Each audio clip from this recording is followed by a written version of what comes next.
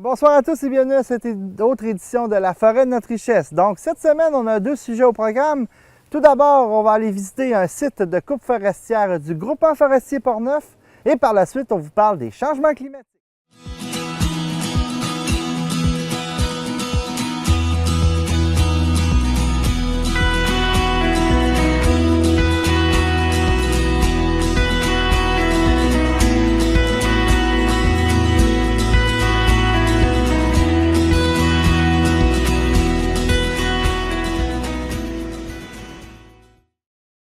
Donc, comme mentionné en début d'émission, nous allons vous présenter en deuxième partie d'émission un reportage qui a été fait par l'organisme Sécobois sur les changements climatiques, entre autres avec une entrevue avec M. Robert Beauregard.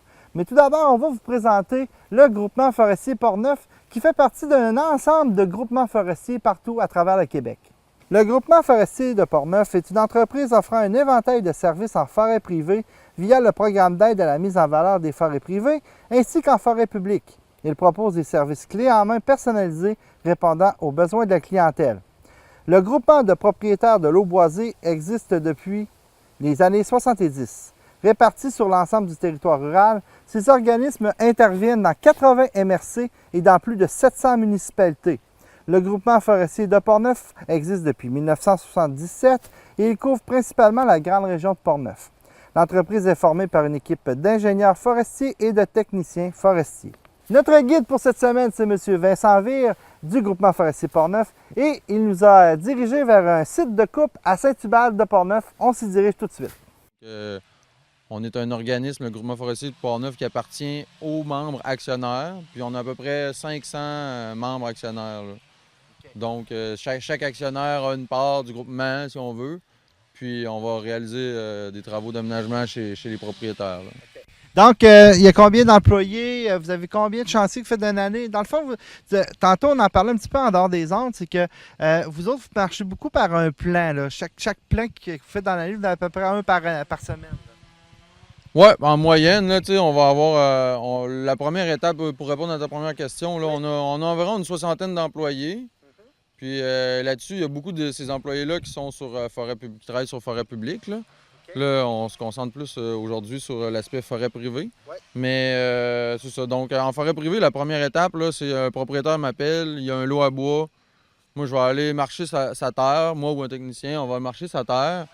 Puis, on va lui faire un plan de gestion. Donc, on lui dit pour les 10 prochaines années, il y aurait ça à faire pour ta forêt, pour optimiser le rendement de ta forêt en fonction de ses objectifs. Il y en a que leur objectif, c'est beaucoup récolte de bois, je veux de l'argent.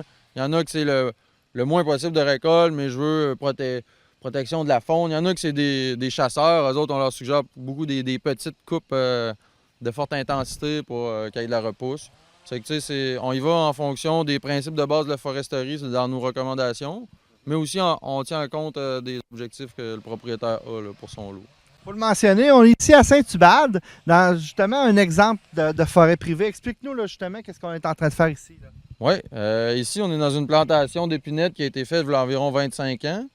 Puis, après 25 ans, là, les arbres, ils sont, du fait que c'est bien dense, les arbres commencent à beaucoup moins pousser. Là, on s'en rend compte aussi très facilement quand on regarde les cernes de croissance. Là, vers 20-25 ans, c'est tout le temps pas mal de faire une première éclaircie.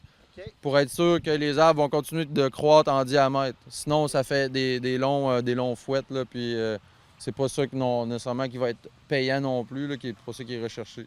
Okay. Toi, tu viens faire l'étude, tu vas vraiment faire de la peinture sur les arbres à abattre, c'est ça? Oui, bien, on le voit, là, tous les tas qui sont là. Nous autres, là, notre objectif, c'est de récolter environ entre 30 et 40 % du volume de bois, puis de favoriser la récolte des plus petits arbres, ceux qui sont croches, ceux qui ont des doubles têtes. C'est que là, nous autres, on est venus on a fait probablement un inventaire forestier pour évaluer le volume de bois. On a regardé avec le propriétaire du lot qui est ici. On lui a dit, bon, il va sortir à peu près tant de bois. Il y a un problème de subvention pour ce genre de travaux-là, parce que ce pas des travaux qui sont très payants à la base, mais avec la subvention, ça vient combler un manque à gagner, puis ça rend ça intéressant pour le propriétaire. Puis après ça, là, on vient mettre de la peinture sur tous les arbres qui sont à bûcher. C'est que le bûcheron, quand il arrive, là, lui, là, ici, il n'y en a plus parce que le secteur il est traité, mais il bûche rien que les arbres qui ont de la peinture dessus. Là, on voit les tas, là, ouais. Il y a des traces bleues, c'est ça? Ouais, c'est ça, exactement. C'est que le bûcheron, lui, il va bûcher ça, puis après ça, il va faire les différentes longueurs là, pour essayer d'optimiser la valeur du bois. Quand il y a un bio de sciage, exemple de 12 pieds, ça prend au moins 6 pouces là, de diamètre au petit bout. Ben là, il va le faire parce que ça, c'est beaucoup plus payant par unité de volume. Sinon, ben là, normalement, on fait beaucoup de 4 pieds dans les plantations. Ces temps-ci, on ne peut pas produire de 4 pieds à cause de problèmes de marché. On n'a pas de marché pour le 4 pieds. C'est que là, on fait du 8 pieds.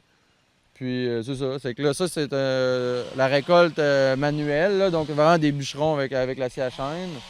Ça va être par la suite, là, la machine va passer. Ici, ça va être un F4 Dion qui va venir. Donc c'est sur chenille, ça vient, ça ramasse le bois, ça magane rien pantoute, là, tu sais. Est-ce que vous recyclez aussi les branches ou si vous les laissez là?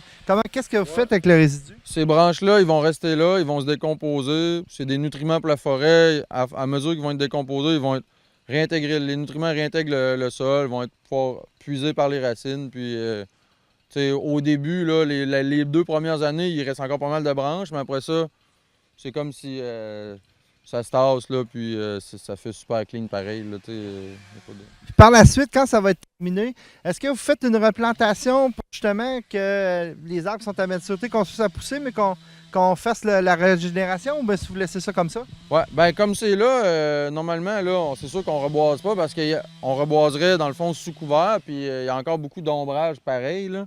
OK. Ça fait que les arbres n'auraient pas de croissance. OK. Par la suite, exemple, normalement, là, dans une dizaine d'années, dans 10 à 15 ans, on pourrait revenir faire le même traitement que ça.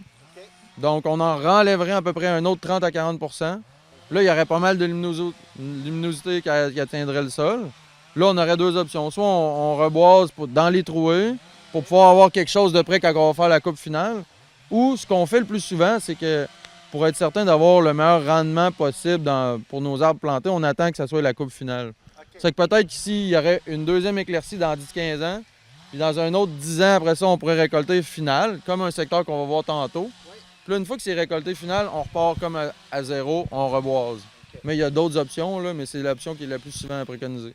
Dans le fond, vous, quand vous faites un plan d'intervention puis que vous attendez justement ce 10 ans-là, est-ce que le client, il y a un suivi avec lui ou...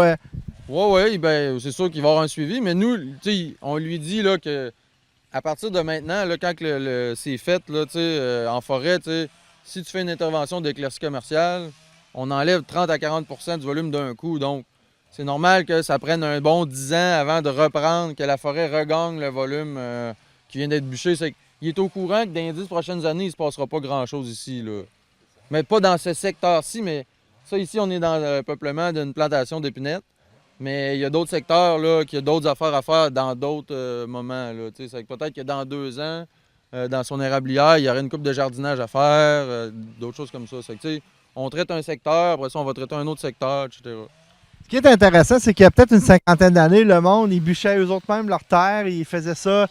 Je ne sais pas s'ils faisaient des éclaircies, mais en tout cas, ils bûchaient eux-mêmes. Maintenant, c'est vraiment structuré de plus en plus, justement, de ces gens-là qui disent moi, j'ai plus de temps à perdre ou j'ai pas les connaissances. Et puis, c'est vous autres qui faites le travail, dans le fond. Oui, effectivement. Comme ici, c'est le cas classique, là.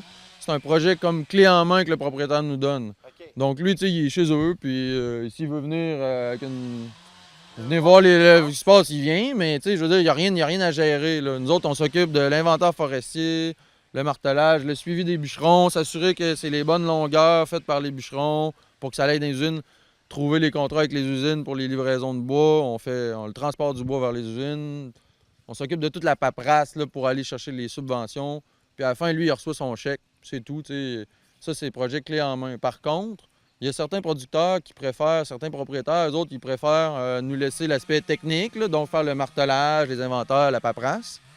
Puis lui, bûcher lui-même, faire les travaux lui-même. Okay. À ce moment-là, c'est sûr qu'il lui en reste plus dans ses poches parce qu'il n'y a pas de bûcheron à payer. Mais c'est ça, c'est pas pour tout le monde. Là, il y a des propriétaires les propriétaires qui vont vers cette avenue-là, eux autres, ils reçoivent une portion de la subvention. C'est intéressant aussi là, de le faire des travaux eux-mêmes. Alors, on va changer de terrain dans quelques instants. On va aller voir l'autre partie et puis on revient dans 2 petites minutes. Alors Vincent, premièrement, avant de parler de où on est puis d'expliquer le terrain, juste pour revenir aux images de tantôt, on a vu les bio qui étaient coupés en 8 et en 12 pieds, puis j'aimerais ça savoir pourquoi et puis où ça s'en va. Ouais, en fait, le 8 pieds comme le 12 pieds, ça va faire du bois de la planche, exemple, du bois de construction, là, tout ce qu'on appelle du bois d'œuvre. Donc, ça peut servir à faire des frames de maison, n'importe quoi, là, comme le bois qu'on trouve dans les quincailleries. Si jamais on avait eu du 4 pieds, ça, c'est du bois qui est pour les pâtes et papiers.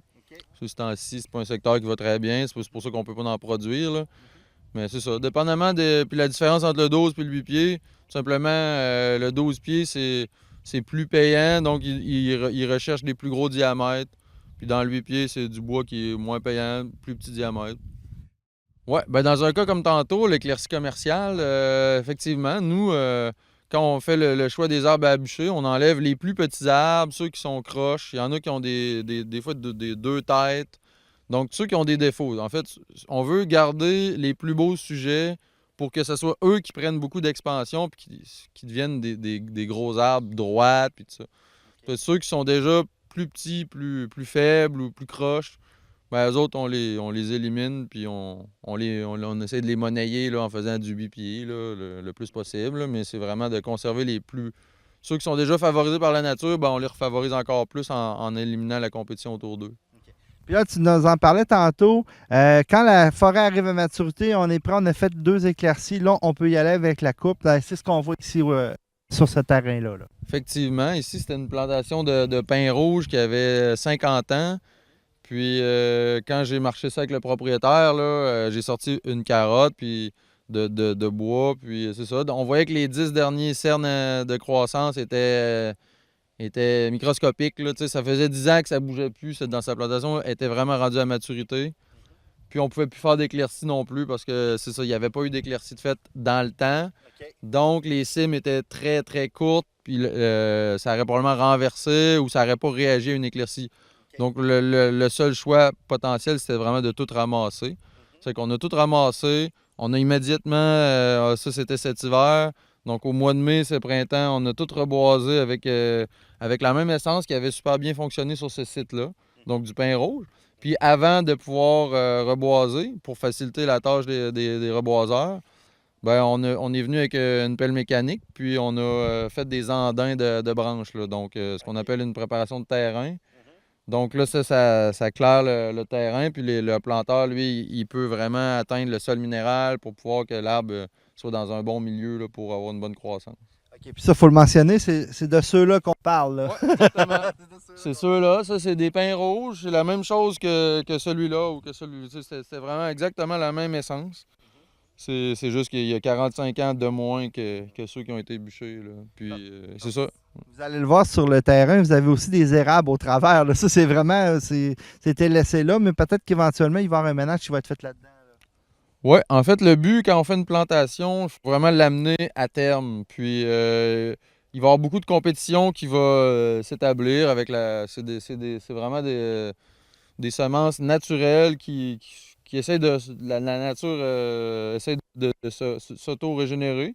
Nous, comme on va vraiment viser une production de pain rouge, on va falloir passer dans quelques années. Là, on va faire un suivi de la plantation assez serré pour être sûr qu'il y ait un bon accroissement. Puis, si, exemple, dans 2 ou 3 ans, ben, les plants sont opprimés par de la compétition feuillue, ben, il va y avoir, ça aussi, c'est des programmes subventionnés à très haut pourcentage. Donc, le propriétaire a pratiquement rien à payer, voire dans certains cas, 0 $ à payer pour faire entretenir la plantation. Donc, on peut venir avec des débroussailleuses. Ce que je trouve le fun de notre reportage aujourd'hui, c'est ça, c'est de voir à quel point la forêt est maintenant gérée. On sait où est-ce qu'on s'en va avec la forêt, puis on sait comment on la développe. Effectivement, c'est... dans le fond, nous, on regarde une stratégie avec le propriétaire, puis on lui suggère des travaux, puis si lui il est d'accord avec ça, nous autres, on va de l'avant avec le plan, puis c'est ça. Là, c'est intéressant parce que le propriétaire, il a vraiment l'impression d'être bien encadré, puis nous, on vient faire des suivis, puis c'est ça. Lui il peut être assis chez eux, puis regarder ça, puis... Clé en main, ouais, c'est ça, c'est clé en main, exact. Donc, on s'en revoit ici dans 10 ans? Ouais. Ben, dans 2-3 ans, potentiellement pour un entretien de la plantation. Puis sinon, dans 20 ans, pour une première éclaircie, un peu comme le premier site qu'on était là, ouais. Dans 20 ans, ça devrait ressembler à où est-ce qu'on était là 5 minutes. Là. Vincent, en terminant, on termine toujours nos capsules en parlant justement de comment vous voyez l'industrie dans les prochaines années. Est-ce qu'il y a des améliorations à faire aussi? La gestion qu'on fait aujourd'hui, c'est vraiment up-to-date, c'est vraiment très bon. Ben, moi, dans la seule problématique que je pourrais voir là, c'est les marchés pour les bois de petites dimensions. OK. Un peu comme tantôt, là, tu sais, les marchés de petits bois, souvent ça va pour les pâtes et papiers. Puis les pâtes et papiers, c'est un secteur qui est vraiment en déroute là, en Amérique du Nord. Là. C'est pas un secteur d'avenir. C'est que on a de la misère à passer ces bois-là. Puis la rentabilité des opérations est très limite. Alors que dans les bios de sciage, ben là, tu sais, il y a moyen encore d'avoir quelque chose qui a du bon sens. Là, mais c'est peut-être la plus grosse problématique, ça va être de pouvoir passer notre bois de petite dimension. Là. Trouver des nouvelles avenues justement pour on parlait du carton, ces choses-là, peut-être des nouvelles avenues à trouver. Là. Oui, ben ça, il y a plein de projets là, de biomasse, granules de bois, etc. Mais les prix payés à l'usine sont tellement faibles que nous autres, on n'a même pas une scène à faire avec ça. Là. OK. Souvent, là, juste payer les bûcherons, l'envoyer à l'usine, le transport du bois, puis il reste rien au bout de la ligne. C'est que c'est pas trop intéressant. Là. Mais ça va être un dossier à suivre dans les prochaines années. Là. On espère qu'il y ait quelque chose de rentable là, comme marché là, pour les petits bois. Là. Mais ces temps-ci, le seuil de rentabilité est très, très faible. Là. Ben, merci beaucoup, Vincent, pour cette visite. C'est bien agréable d'aller dans le bois et de voir un petit peu tout le travail que vous faites. Merci. Ça fait plaisir.